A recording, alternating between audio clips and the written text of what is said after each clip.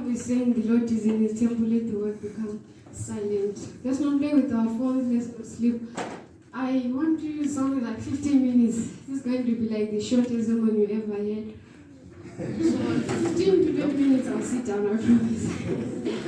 Okay, Israel, can you open Hebrews 2? Our topic is drifting away from God. Hebrews 2 verse 1 is our main text today.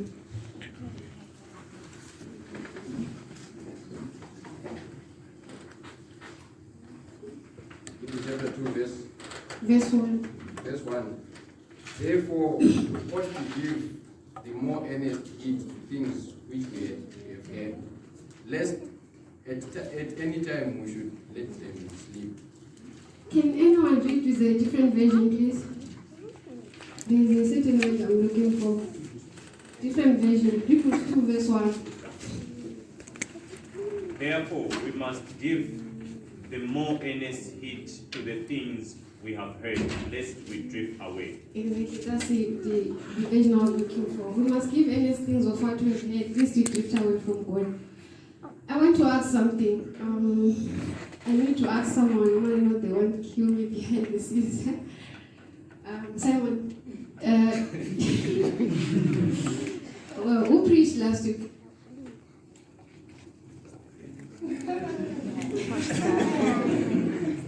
Dennis. Pastor Dennis. About what?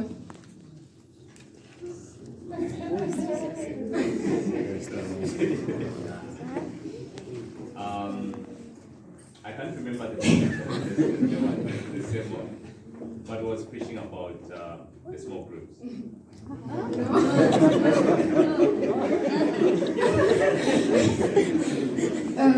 Who remembers who preached last week and preached about what? Okay, the topic was, who is this person? exactly. Who is this man? It's the verse that someone read. It's saying, "Let us give heed of the things that we've heard, lest we drift away from God." Let us remember what we've heard. If you can't even remember a sermon you heard last week, then we need to remember. We need to give heed. Otherwise, we'll drift away from God. I was thinking. I feel like we have heard almost everything. We know so many sins. We know the sins of. If you ask what is the sin of, like adultery, theft, murder, etc. But I think there's one sin that we always ignore, and is the most important of them all. Because you can't sin, you can't steal if you are not drifting away from God. The foundation of these sins is drifting away from God. And we need to give earnest of what we've heard. The sermons that we've heard all your life, since we are home, and even when we are here, if you don't give earnest of those sermons, then you will drift away from God. So I was thinking, how do people drift away from God? The Bible says during the time when Jesus was going to be crucified, Peter was one of, I can say he was second in command. And when Jesus was going to be crucified, the Bible says Peter walked from a distance. He was a disciple, he was in the circle already of God, but the Bible is saying he walked from a distance, which is what most of us Christians do today. We are inside the church, we are baptized, we've been baptized for so many years. You are in the circle, but you are walking from a distance. And you don't realize it, but you are walking from a distance. This is how we drift away from God. And the other point is, we don't. If you are drifting away from God, you don't pray anymore. You forget to pray. You wake up, you sleep. To you, life is like a cycle. You just you feel like you have a right. It's your birthright that you wake up every day and you are healthy. You are fine. You don't care where that one is coming from, because you don't even remember who God is, and you don't pray anymore. And it's a sign that you are drifting away from God. Because when you live a life, especially as a Christian, the definition of a Christian is more like Christ-like. And if you are saying you are a Christian and you can't even pray anymore, then you are not a Christian, and it's a sign that we are slowly moving away from God. And the other point is, how do you know that you are drifting away from God? Maybe you don't go to church, or you come to church at your own time and you go out at your own time too. It's like you don't even care. And And it's more like it has become a system that every Saturday I wake up and I go to church, you listen and you go away. You don't even apply what you have heard in your life, which is, it's a sign that you're also drifting away from God. If you don't give heed of those things that you have heard in church, you are likely to drift away from God. We are living in a so cruel world where we get so excited about everything, we get carried away with series, with a lot of things, and we even forget about reading even the word or going to prayer meetings because we are too busy. The world has become so busy that if you are not so careful, you might be thinking you are a Christian because you have a certificate, but yet you are far away from God. There's also another thing I want to talk about today is how people, we get used that even when you're inside church, we do our own stuff. You go to take your phone, you play Candy Crush, while God is speaking up here. You don't care, and you don't even, I think we need to know who our God is. If we can today go and Google who is God, if you can really understand who God is, you will respect him. And if it was possible, Christ to come from down and come here and preach. But because he can't, if he can do it, we won't survive it. We will all die because of his brightness. That's why he uses sinners to speak to other sinners. So if you can remember the story of the Israelites when they insisted on seeing God, and Moses talked to God, and they said, we want to see him. Maybe you are robbing us, maybe you're not even talking to God. We want to see him. And Moses talked to God, and God said, okay, let them prepare. And then they prepared, and when he started coming down, before they said, no, Moses, it's enough, because of what they saw. We can't stand God. If he can come up here and start speaking, we can't stand his presence. That's why he uses someone like me. But we take that for granted because he's not the one who's speaking up here. Someone once said, if Christ must come here and speak, if what we are doing right now, if you can't do it when Christ is the one speaking here, then it means it's wrong. Just because it's a human being, that's why you do whatever you want to do, you don't care, you play with your phone, you're online during while God is speaking.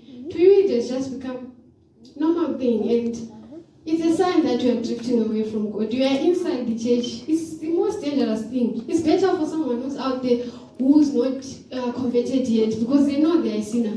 But it's dangerous to be inside while you are drifting away from God, but you're inside. You'll be shocked when Jesus comes. You'll be shocked waking up on the second resurrection, when maybe it happens that you died, and then you wake up on the second resurrection. You'll be shocked. You'll be like, I was the next year I was going to church, because you never realized that the most dangerous thing that you did was you were inside but outside. Can anyone read Habakkuk 2 verse 20?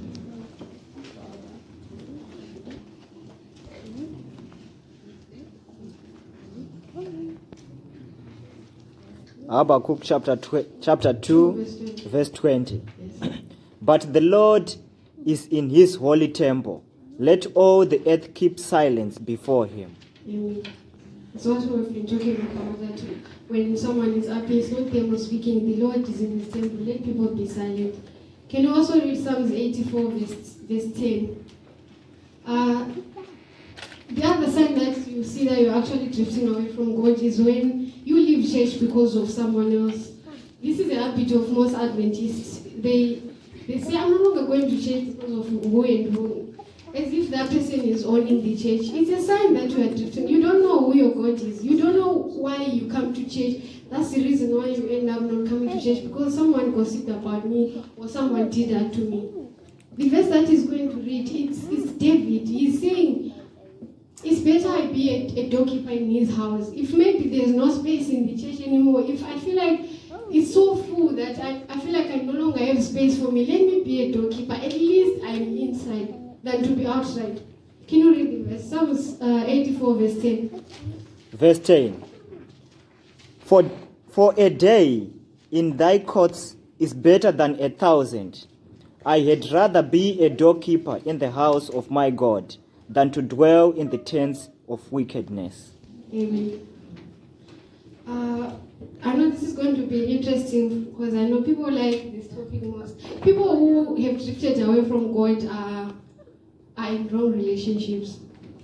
You are in a relationship that is so wrong that God doesn't even approve of it because you never asked him, you don't involve him in any way, whatever you do. That's why you are in a relationship that is not, you know it's not working. And deep inside you know it's wrong. But because God is not involved in your life and you don't even ask God, is this one for me or is it not for me? People are in wrong relationships and we all know the world we are living in, that's why there are high rates of divorce and kids are left to raise themselves or to be raised by other relatives because of parents who were in wrong relationships in the first place, and it's because they never involved God before they got married.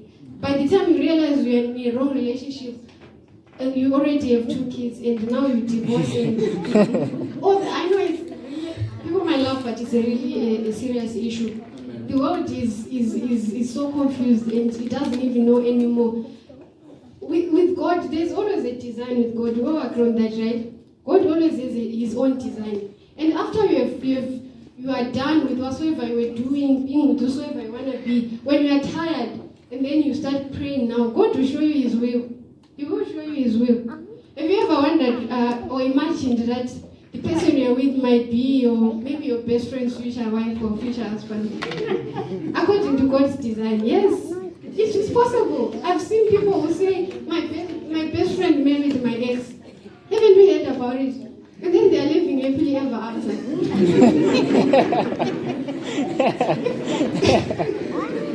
If you had asked God, he would have shown you, no, my child, it's not for you or she's not for you.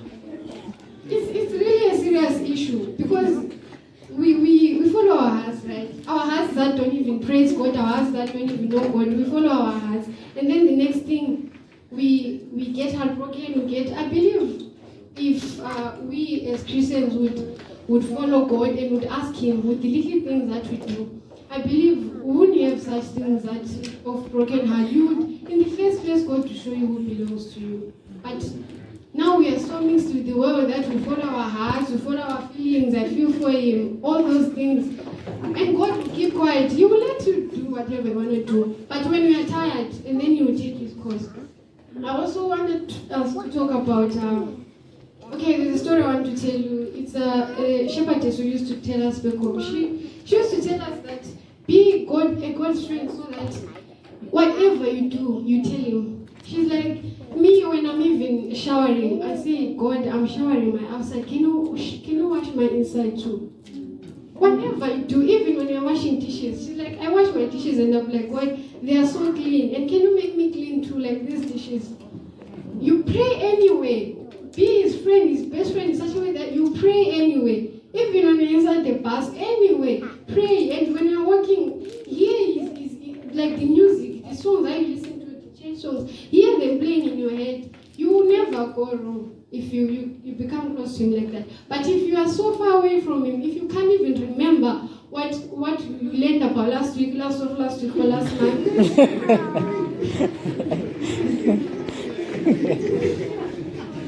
then there's nothing that you can do. You just be like, you are not neither cold nor hot.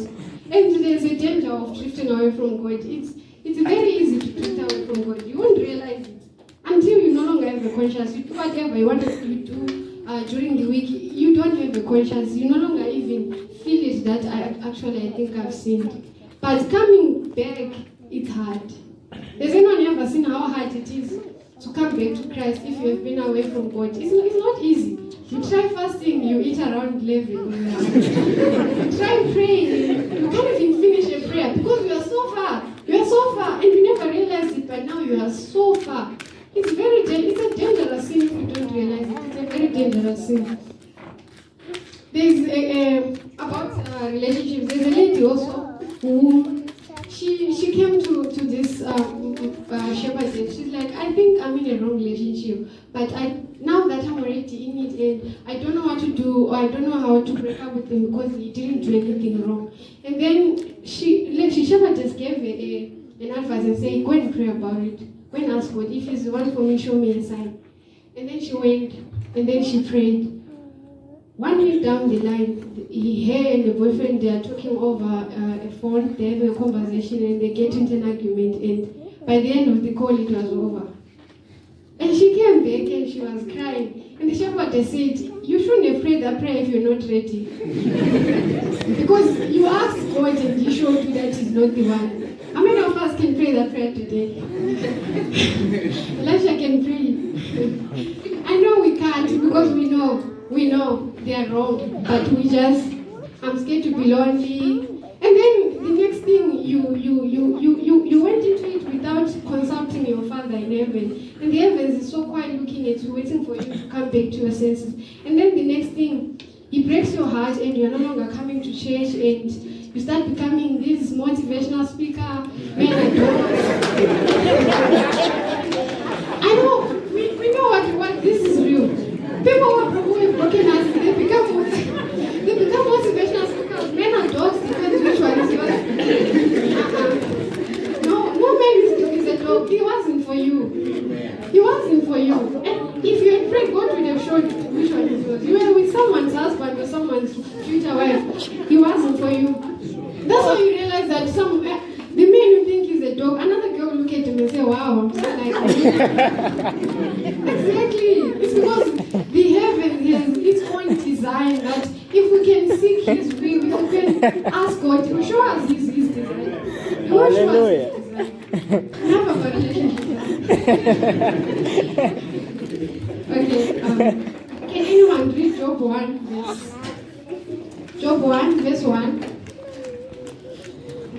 Verse 1. There was a man in the land of Uz, whose name was Job.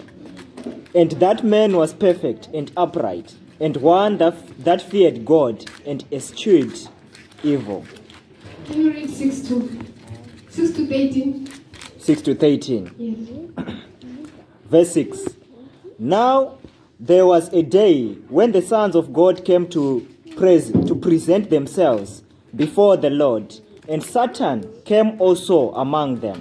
And the Lord said unto Satan, Whence comest thou?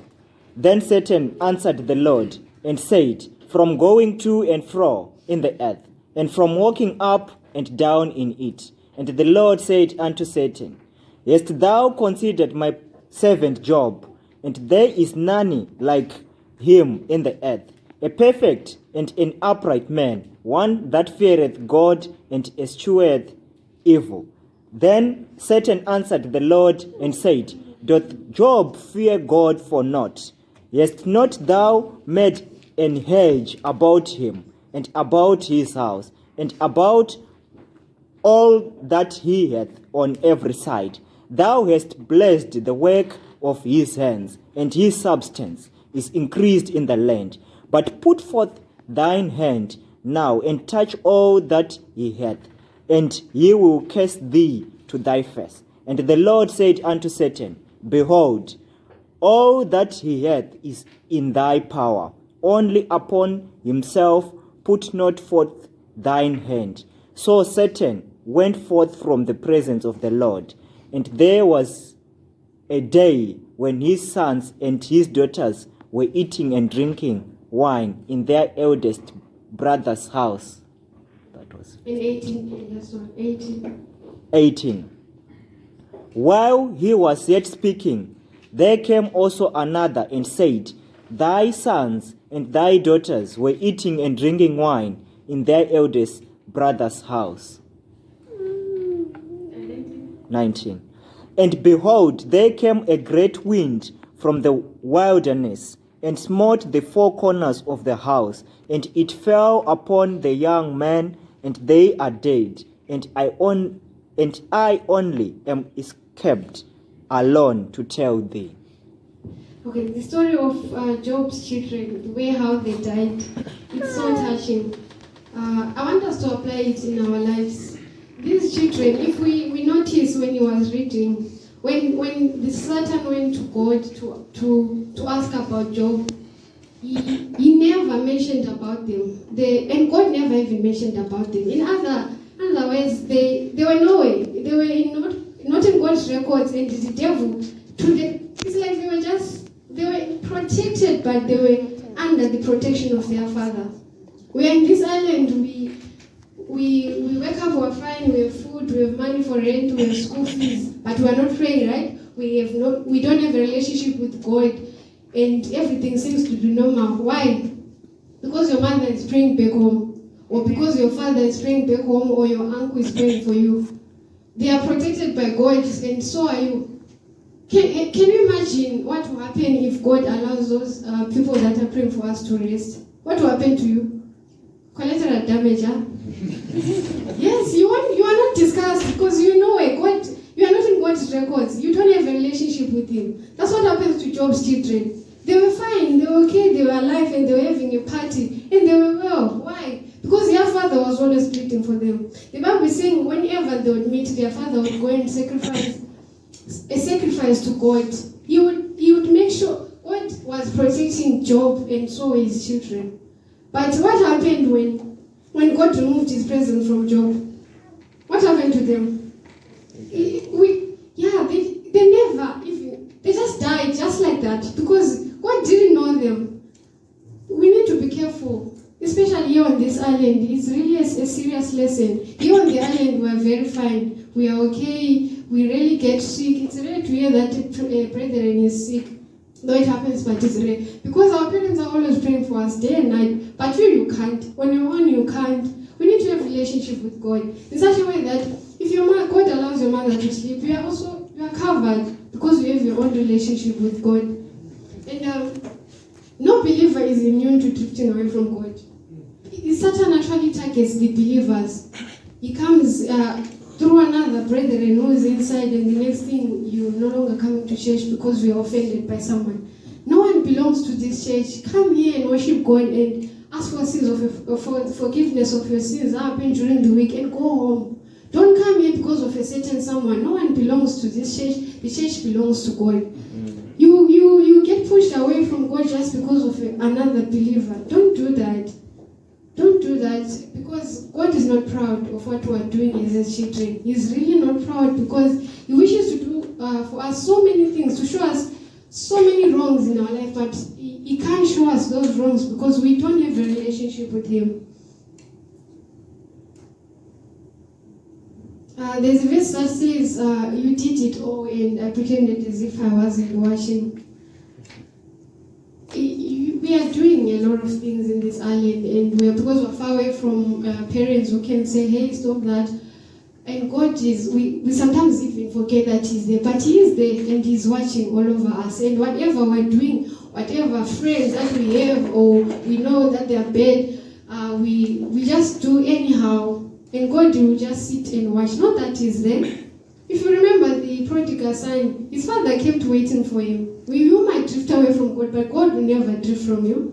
Whenever you want to come back, He will be waiting for you. It's time to go back home. Remember who you are. Remember you are a chosen generation, a royal priesthood, a royal child. And whatever life you live out there during the week, remember who you are. You will never walk away from you. Never. You might be 1,000 miles away, but whenever you decide to come, Christ will be waiting for you. And then the ship of Zion is sailing. It's better you be on board. Amen. There is a song I requested for. Okay, you come and play it for us. May God bless the reading of His word. Amen.